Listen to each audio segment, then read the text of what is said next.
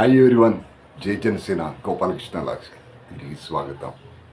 Friends, Andhra Pradesh రాష్ట్ర ఉప ముఖ్యమంత్రి మన ప్రియతమ నాయకుడు పవన్ కళ్యాణ్ గారి చిన్న కుమారుడు మార్క్ శంకర్ పవనోవిచ్ సింగపూర్లో అగ్ని ప్రమాదానికి గురయ్యాడన్న విషయం మనందరికీ తెలిసిందే.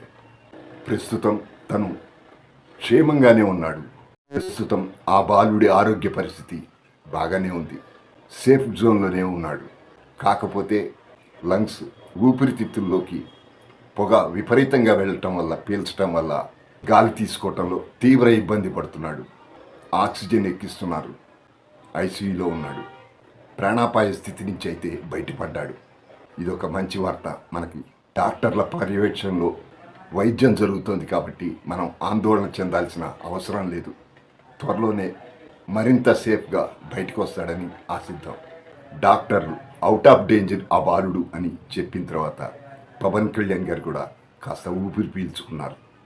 కానీ తన చిన్న కుమారుడి అగ్ని ప్రమాద వార్త తెలిసిన వెంటనే పవన్ కళ్యాణ్ గారు పడిన మానసిక క్షోభ అంతా ఇంత కాదు, చాలా ఇబ్బంది పడ్డారు. కరెక్ట్గా తన చిన్న కుమారుడి అగ్ని ప్రమాద దుర్ఘటన తెలిసే సమయానికి పవన్ కళ్యాణ్ గారు అధికార పర్యటనలో ఆలకొండ ఏరియాలోని అటవీ ప్రాంతంలో గిరిజనులతో కలిసి వాళ్ళతో మమేకమైపోయి వాళ్ళ సమస్యలు తెలుసుకుంటూ వాళ్ళకి కావలసిన అభివృద్ధి కార్యక్రమాల్లో పాల్గొంటూ ఆ గిరిజనులతో మమేకమైపోయి ఇలా తన అధికార పర్యటన సజావుగా జరిగిపోతున్న సమయంలో ఈ వార్త తెలిసింది. గిరిజనులంటే కళ్యాణ్ గారికి ప్రత్యేకత. గిరిజనులంటే పవన్ కళ్యాణ్ గారికి ఎంతో అభిమానం, ప్రేమ. ఇదే గిరిజనులకి మొన్న ఉగాది పండగ రోజు చీరలు పంపించాడు. 2-3 నెలల క్రితం ఏజెన్సీ ప్రాంతంలో కుంతల రోడ్డులో పర్యటించి ఆటపాటలతో వాళ్ళ సమస్యలు విని వాళ్ళతో మమేకమైపోయి ఒక రోజంతా అక్కడే ఉండిపోయాడు. ఈ విధంగా పవన్ కళ్యాణ్ గారికి గిరిజనులంటే ఒక ప్రత్యేక అటాచ్మెంట్. ఈ గిరిజనులన్నా వీళ్ళ సాంప్రదాయాలన్నా స్వాతంత్రం నుంచి ఎన్ని రోజులు అవుతుందా ఎవరు గుర్తించలేదు సార్. మీరు గుర్తించి మా గ్రామానికి వచ్చేసి మమ్మల్ని ఎంత ప్రేమించారు.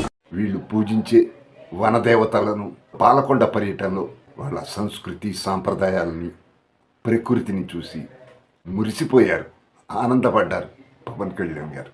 మంచి ప్రశాంతత లభించింది పవన్ కళ్యాణ్ గారికి. అక్కడ మంచిగా అభివృద్ధి చేయాలన్నది ఆయన సంకల్పం.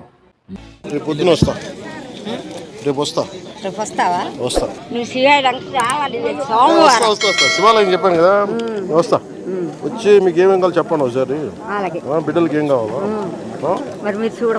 నేను వస్తా. వాళ్ళతో కలిసి ఆడుతూ పాడుతూ మాట్లాడుతూ ఒక ఎమోషన్గా అటాచ్మెంట్ ఏర్పడిపోయింది వాళ్ళతో, గిరిజనులతో.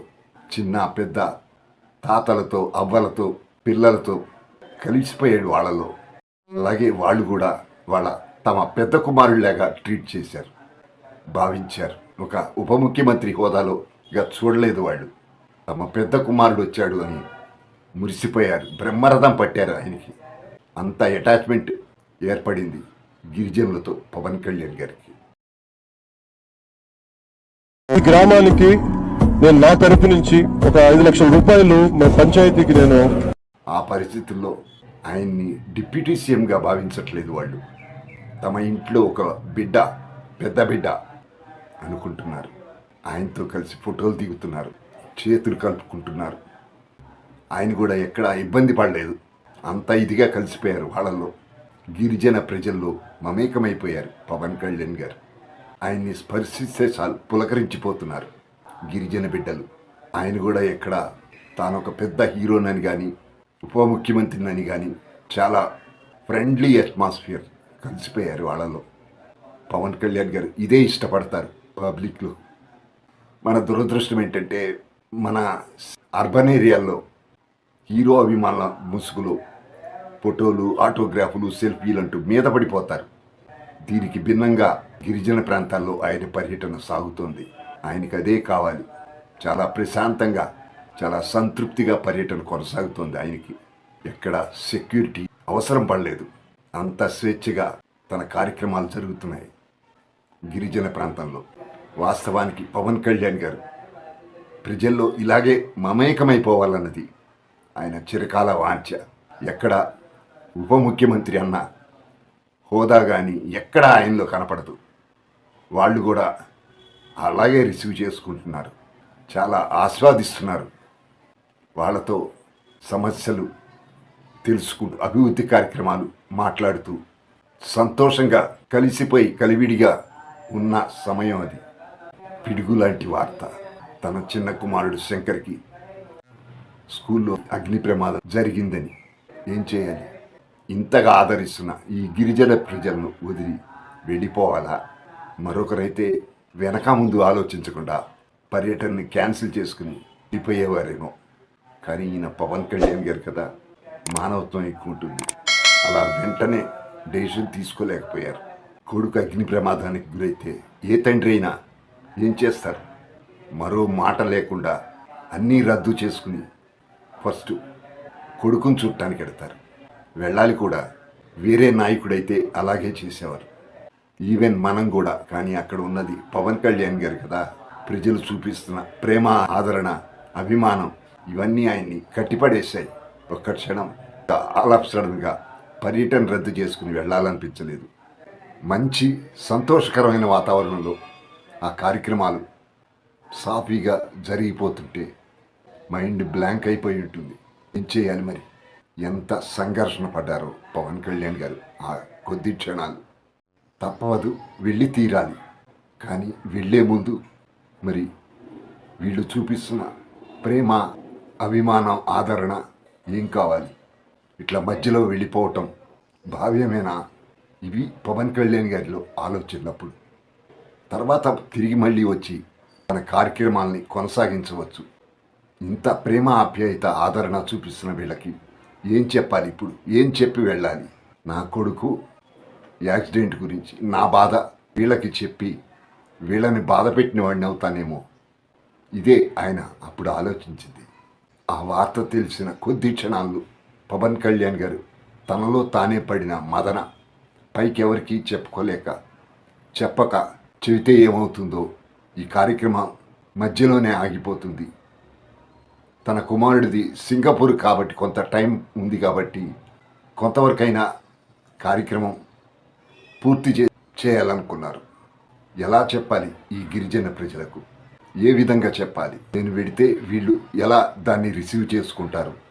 ఒక మంచి కార్యక్రమం మధ్యలో వెళ్ళాల్సి వస్తుంది. ఎంత మదన, స్ట్రగుల్ తనలో తానే. బయట ఎవరికి షేర్ చేసుకోవటానికి లేదు ఆయనకి. అదే ఈ వార్త ఏ హైదరాబాద్, విజయవాడలో కనుక ఉన్నప్పుడు తెలుసుంటే వేరేగా ఉండేది పరిస్థితి. కానీ ఇప్పుడు తాను గిరిజన గ్రామాల్లో ఉన్నారు. ప్రజల మధ్య మమేకమై ఉన్నారు. ఒక మంచి కార్యక్రమం జరుగుతోంది. ప్రజలందరూ తనని ఒక సొంత కొడుకు కంటే ఎక్కువగా చూసుకుంటున్నారు. ఏం చేయాలి? ఇక తప్పక మదనపడి చివరికి తనకు ఒక సింగపూర్ వెళ్ళాల్సిన అత్యవసర పరిస్థితి వచ్చిందని, అక్కడ పని అయిపోగానే మరుక్షణమే మళ్ళీ తిరిగి వచ్చి ఈ కార్యక్రమాలు పూర్తి చేస్తానని, రాగానే ఇవి పూర్తి చేస్తాను అని బాధాతప్త హృదయంతో వాళ్ళకి విషయం చెప్పారు.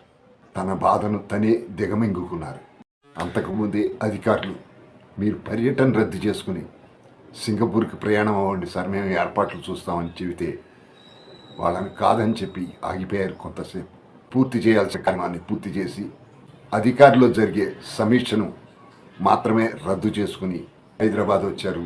హైదరాబాద్ నుంచి ప్రత్యేక విమానంలో సింగపూర్ ప్రయాణం అయ్యి వెళ్ళారు.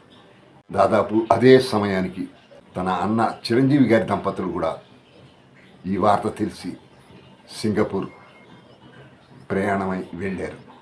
ఇవన్నీ మీకు తెలిసే ఉంటాయి. ఎందుకు పవన్ కళ్యాణ్ గారు ఇంతగా వార్త తెలిసిన వెంటనే తన పర్యటన రద్దు చేసుకోకుండా మిగిలిన ఉన్న పనిని పూర్తి చేసి మరీ వెళ్ళారు? అంటే అది ఆయనకున్న కమిట్మెంట్. ప్రజలు చూపిస్తున్న ప్రేమ, ఆప్యాయత, వాళ్ళతో తనకు అటాచ్మెంట్ కట్టిపడేసింది.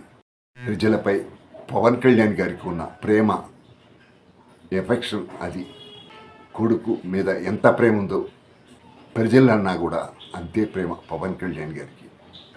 ఈ రోజుల్లో ఇలాంటి నాయకులు చాలా అరుదు.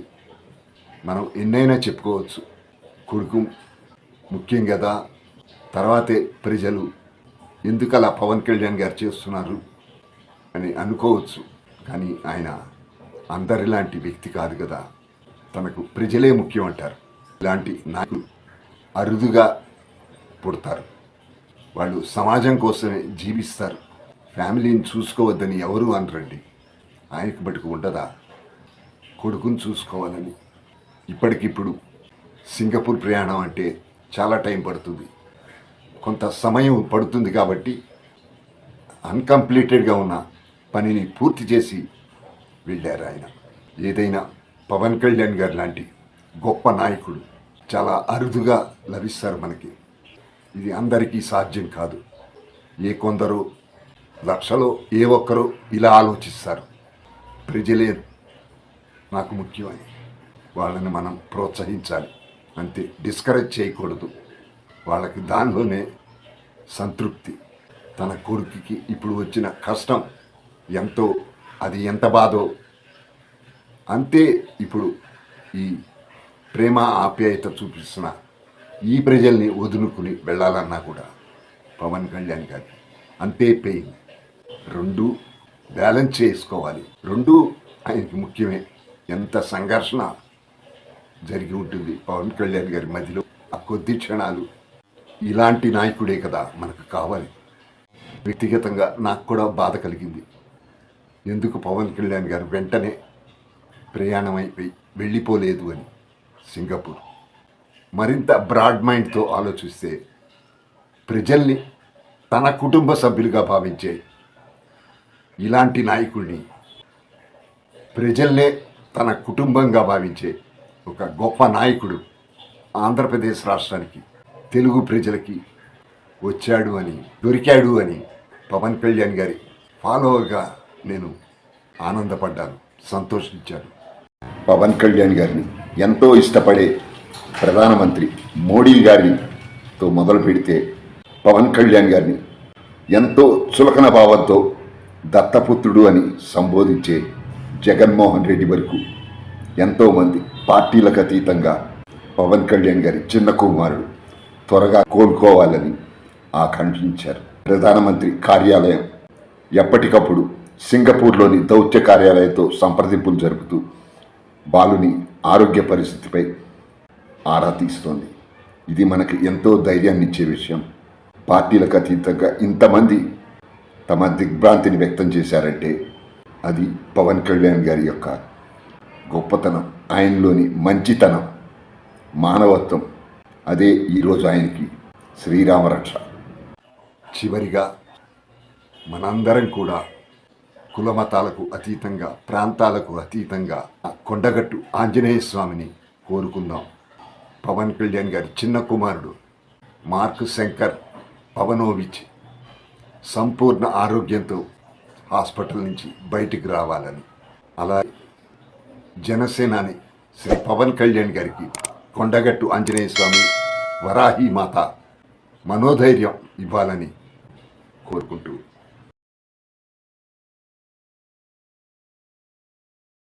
చూశారు కదా ఫ్రెండ్స్. మీకు గనక ఈ వీడియో నచ్చినట్లయితే ఒక లైక్ చేయండి. అలాగే మీ అభిప్రాయాన్ని కూడా కామెంట్ చేయండి. సబ్స్క్రైబ్ చేసుకునేవారు, కొత్తగా చూస్తున్నవారు సబ్స్క్రైబ్ చేసుకోగలరు. Thank you subscribers. గోపాలకృష్ణ అంటే జై జనసేన, జై పవన్ కళ్యాణ్, జై హింద్.